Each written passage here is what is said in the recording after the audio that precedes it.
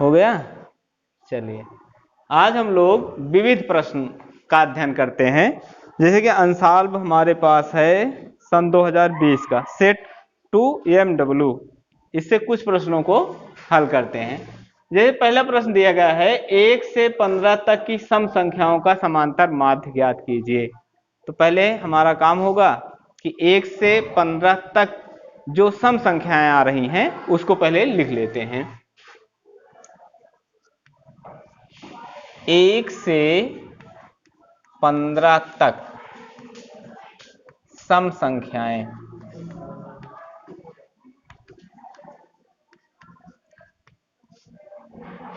ऐसी संख्याएं जो 2 से विभाजित हो जाती हैं उसे क्या कहते हैं? सम संख्याएं। तो सम संख्याएं होगी 2, 4, 6, 8, 10, 12, 14। मतलब 1 से 15 तक लिखना है तो 1 और 15 के बीच में जो संख्याएं हैं उसको लिखना है। इनका हमें समांतर माध्य ज्ञात करना है। तो समांतर माध्य बराबर होता है पदों का योग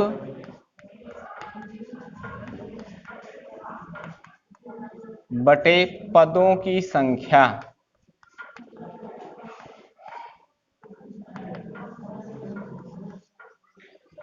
तो पद हमारे पास कौन कौन से हैं? 2, 4, 6, 8, 10, 12 और 14।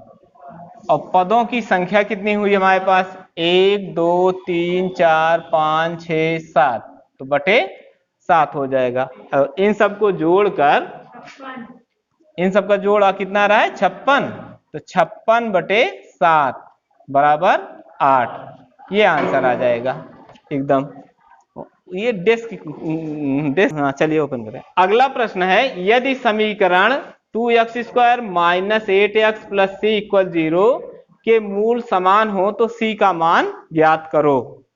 तो सबसे पहले हमारा काम होगा कि a, b और c हम पहले ज्ञात कर लेते हैं। उसके बाद जो प्रतिबंध कह रहा है उस प्रतिबंध पर a, b और c का मान रखकर हम c का मान निकाल सकते हैं। तो हल करें तो सबसे पहले हमें यह दिया गया है कि 2x² माइनस 8x प्लस सी इक्वल 0। इस समीकरण की तुलना कर लीजिए। तो समीकरण की तुलना जस्ट इसी के नीचे लिखे तो ज्यादा बेहतर रहता है। ax² प्लस bx प्लस सी इक्वल 0 से करने पर तो a का मान आएगा हमारे पास 2, b बराबर -8 और c तो c के ही बराबर है। अब ये जो प्रतिबंध कह रहा है उसके अकॉर्डिंग हम सूत्र का प्रयोग करेंगे। समीकरण के मूल समान हो तो समीकरण के मूल कब समान होते हैं? समीकरण का मूल समान होगा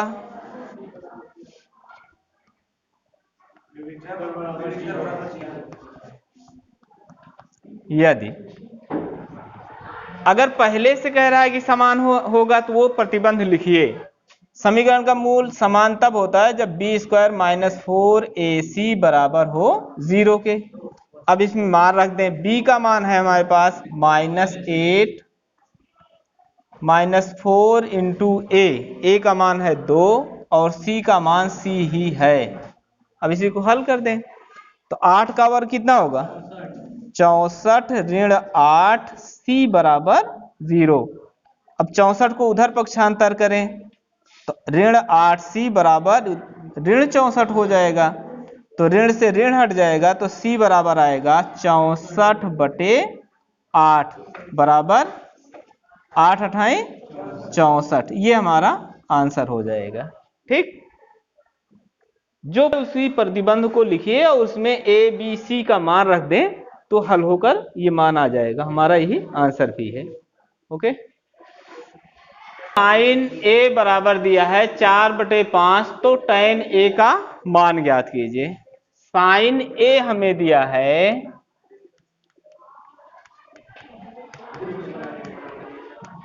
4/5। हमसे tan A का मान पूछ रहा है, तो यहां पर देखिए एक समकोण त्रिभुज बनाएं, और जैसे यहां पर जो कोण दिया है, जो थीटा दिया है, उसको यहां पर लिखें A, और यहां पर एक निशान बना दें कोण का, ताकि हमें यह पता चल जाए कि ये जो अनुपात है उसमें A कहां पर है। तो A B C, हम जानते हैं कि साइन बराबर होता है लंब बटे कर्ण। थीटा के सामने की भुजा को हम लंब कहते हैं, तो थीटा हमारे लिए A है, A के सामने की भुजा क्या है, BC, और इसका मान कितना होगा 4। और कर्ण 90 अंश के सामने की भुजा को कहते हैं, तो कर्ण कितना है 5। अभी हमको मालूम करना है ये भुजा AB यानी आधार, तो हम लिखेंगे समकोण त्रिभुज ABC में AB का वर्ग धन BC का वर्ग बराबर AC का वर्ग। AB वर्ग प्लस BC वर्ग बराबर CA वर्ग। अब मान रख दें, AB का मान हमारे पास है, ज्ञात करना है AB का मान हमें ज्ञात करना है, तो AB तो AB ही लिखेंगे, और BC का मान है 4 का वर्ग, और CA है 5, तो 5 का वर्ग हो जाएगा। तो AB का मान आ जाएगा AB स्क्वायर बराबर 5 का वर्ग 25 और 4 का वर्ग 16, और 16 उस साइड में लेकर जाएंगे तो ऋण 16 हो जाएगा। तो 25 में 16 गए 9।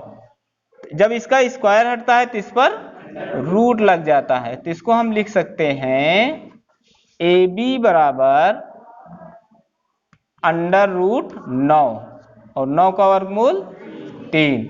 हमें ज्ञात करना है tan A का मान। tan बराबर होता है लंब बटे आधार, और लंब हमारे पास कितना है 4, और आधार आया है 3, तो 4/3 ये आंसर आ जाएगा हमारा। अगला प्रश्न हमें दिया है बिंदुओं ऋण 2 6 और ऋण 2 10 को मिलाने वाले रेखाखंड के मध्य बिंदु का निर्देशांक ज्ञात कीजिए। इन दोनों बिंदुओं के मध्य बिंदु का निर्देशांक ज्ञात करना है हमें। देखिए एक रेखाखंड है, रेखाखंड मान लीजिए A है, इसका निर्देशांक है ऋण 2 6, और दूसरा बिंदु है ऋण 2 10। इसके मध्य बिंदु P का निर्देशांक हमें ज्ञात करना है। पहले बिंदु को हम मान लेते हैं x1 y1, और दूसरे को x2 y2। अब मध्य बिंदु का निर्देशांक x और y मान लेते हैं, तो मध्य बिंदु का निर्देशांक होता है x बराबर x1 प्लस x2/2, और y का मान हो जाएगा y1 प्लस y2/2। इसी सूत्र पर निकालें तो x बराबर होता है x1 प्लस x2/2। x1 का मान हमारे पास है -2 प्लस x2 है -2/2।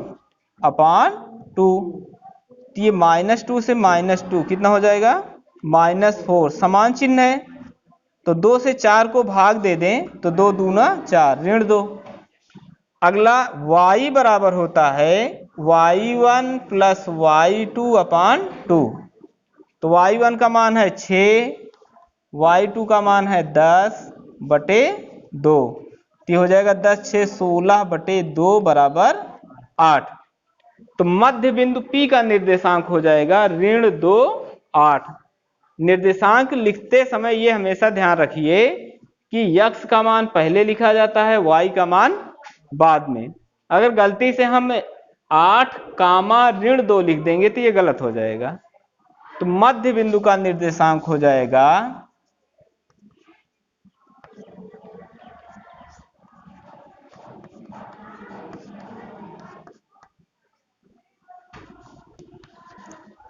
बराबर यक्स, यक्स का मान है -2 और वाई का मान 8, तो -2 8 ये हमारा आंसर आ जाएगा।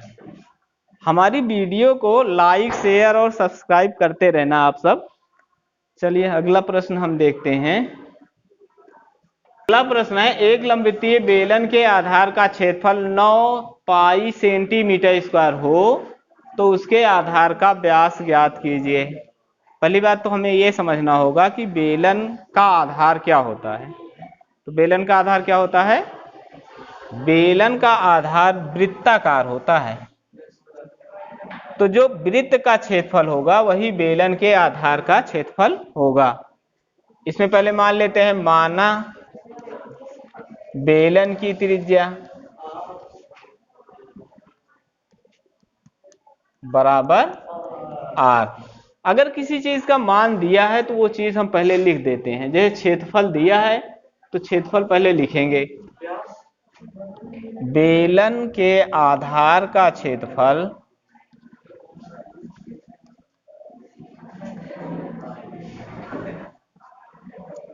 ये हमें दिया है, बेलन का आधार का क्षेत्रफल दिया है 9 पाई सेंटीमीटर स्क्वायर, और बेलन के आधार का क्षेत्रफल का सूत्र होता है पाई आर स्क्वायर बराबर 9 पाई।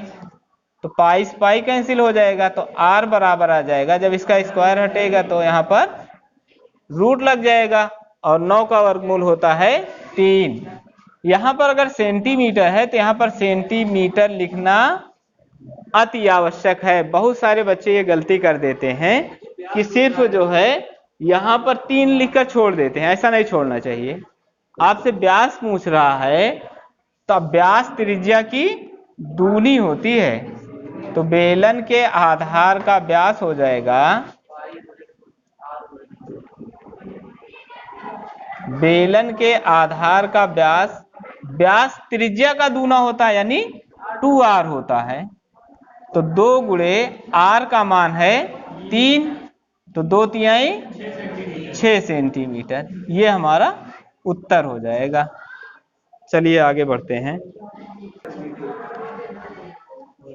अगला प्रश्न है, कॉसेक 42 डिग्री अपान सेक 48 डिग्री का हमें मान ज्ञात करना है।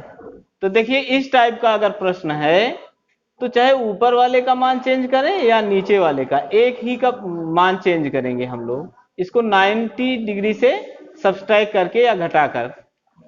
देखिए यहां पर हम लिख सकते हैं कॉसेक 42 को हम लिख सकते हैं, अगर 90 में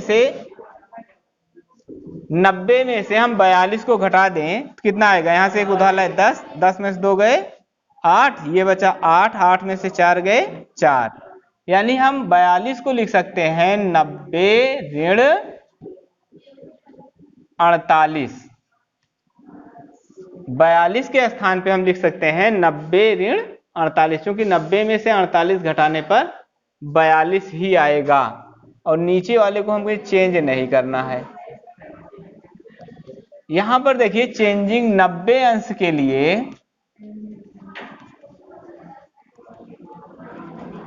साइन चेंज होता है कास में, और कास बदल जाता है साइन में।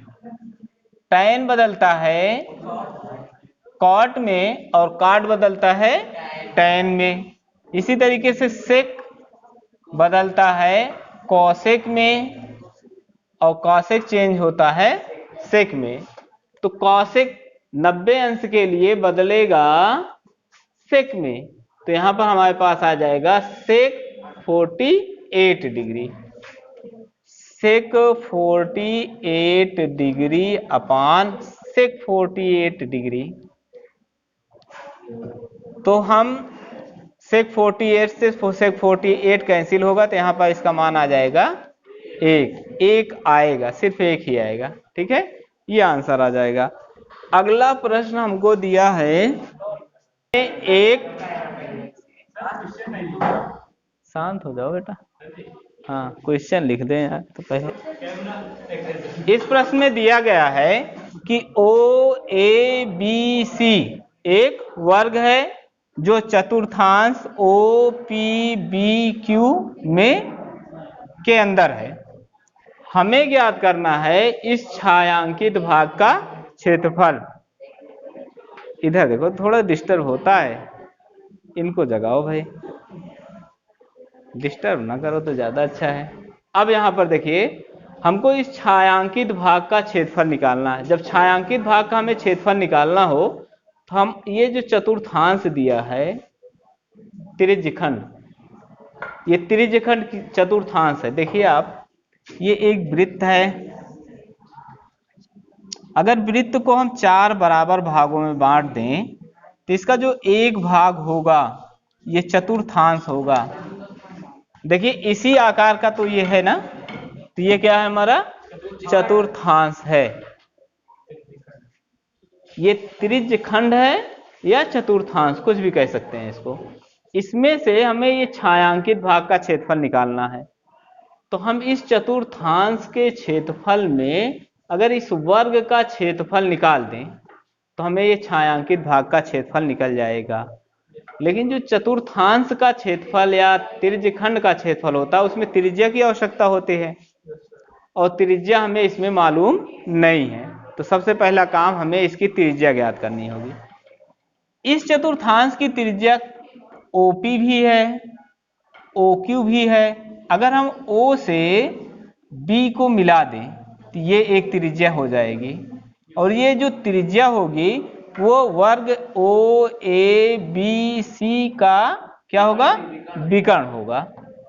अब चूंकि OABC एक वर्ग है तो जितना OA होगा उतना ही AB होगा, है ना। ये भी 20 सेंटीमीटर होगा, और यहां पर कितने अंश का कोण बनेगा, ये 90 अंश। क्यों बनेगा, क्योंकि ये वर्ग है और वर्ग का प्रत्येक कोण 90 अंश का होता है। तो यहां पर हम देखते हैं तो वर्ग OABC में हमें निकालना है OB। OB बराबर होगा under root OA square plus AB square.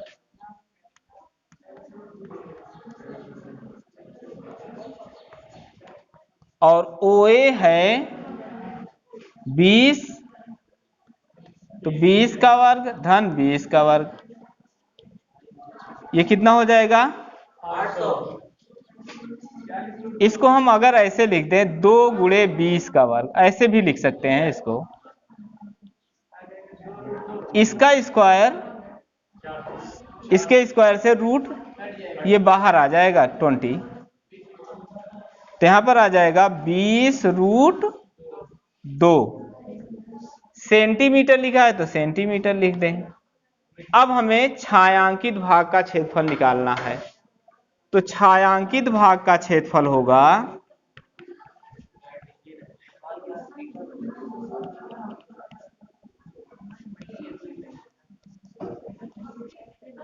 चतुर्थांश का क्षेत्रफल या त्रिज्यखंड का क्षेत्रफल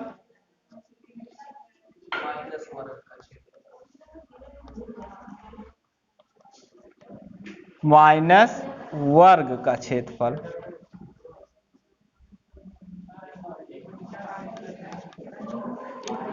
त्रिज्यखंड का क्षेत्रफल होता है पाई r स्क्वायर थीटा बटे 360 ऋण वर्ग का क्षेत्रफल होता है भुजा का वर्ग।